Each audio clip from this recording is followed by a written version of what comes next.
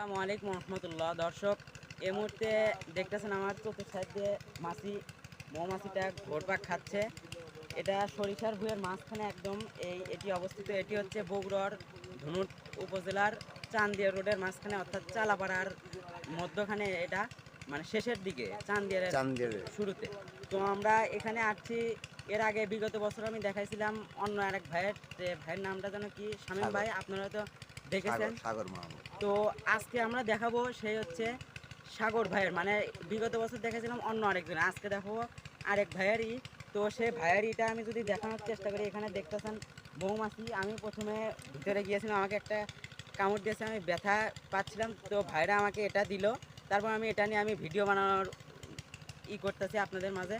তো আমি ভাইয়ের সাথে কথা বলে আপনাদেরকে জানাবো যে এই মৌমাছিটারা অত সিরাজগঞ্জের রায়গঞ্জ থেকে যে এসেছে, তারা কত দিনের জন্য এসেছে, কেন এসেছে, তাদের লাভ আছে বলেই এসেছে নাকি লস, এটা দিয়ে তাদের কেমন প্রোফাইট আসতেছে, এখানে কীরকম বেচা কেনা হচ্ছে, সেই বিষয়ে আমি আপনাদেরকে জানাবো। এবং মৌমাছি চাষ করে তার এটা শখ না বাণিজ্যিক, সেই মূল বিষয় আমি আপনাদেরকে জানাবো। আশা করছি পুরো প্রতিবেদন জুড়ে আপনারা আমাদের সঙ্গে থাকবেন। আমি রাকিব হাসান নিলয় আছি আপনাদের সঙ্গে। চলুন শুরু করা যায়। আসসালামু আলাইকুম। ভালো আছেন? আলহামদুলিল্লাহ। আসলে আপনি আমার বয়সে ওরা ভাই বেলাকে ঠিক হলো। তো আমরা তো এলাম আপনার এই মৌ খামারে। আপনার মৌ খামারের নামটা কি? সততা মৌ খামার। তো এটি আপনি কত বছর যাবত এর সঙ্গে যুক্ত?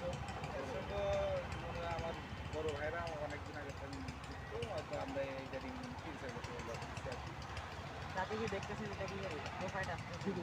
না, আপনারা কতজন রয়েছেন এই এর সঙ্গে যুক্ত? 3 জন রয়েছে। তিনজন।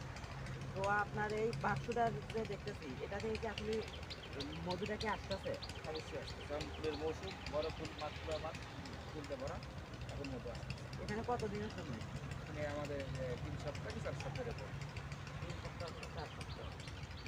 তো এই একটা বাক্স বানাতে আপনার কত টাকা খরচ হয়েছে? একটা মূলত কাঠের বাক্স বানাতে 5 থেকে 600 টাকা খরচা হয়।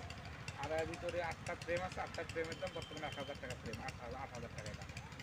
তাহলে অনেক টাকা খরচ করতে হবে। আর এই মধুটা এখানে তো 1 মাস থাকে।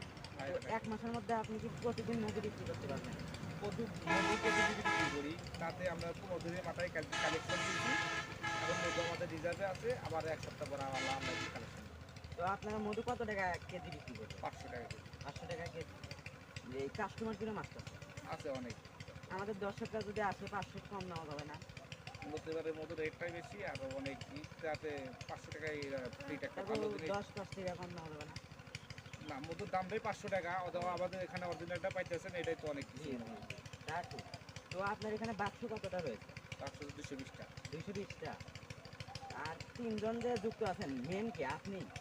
আমার বড় ভাই আছে, আমি আছি।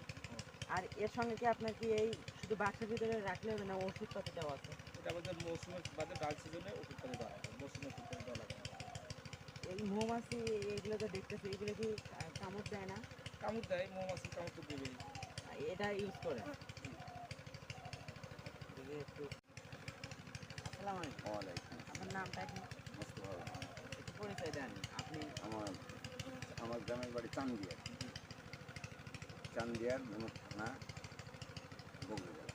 বগুড়া জেলা। তো আপনি যে এইগুলো এর সঙ্গে কি যুক্ত?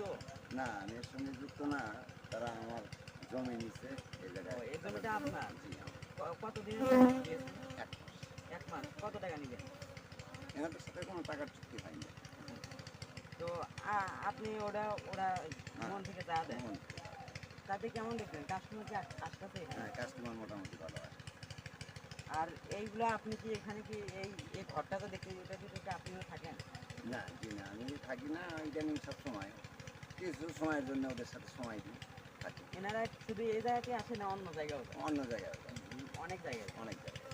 তো আমরা ভিডিওটি বেশি বড় করতে চাচ্ছি না, আপনার শারীরিক সুস্বাস্থ্য দান করছি এবং তাদেরকে ব্যবসা থেকে আল্লাহ তাআলা বরকত দান করুক, এগুলো আমি আমার কথাটা শেষ করতেছি। আসসালামু আলাইকুম, ভালো থাকবেন।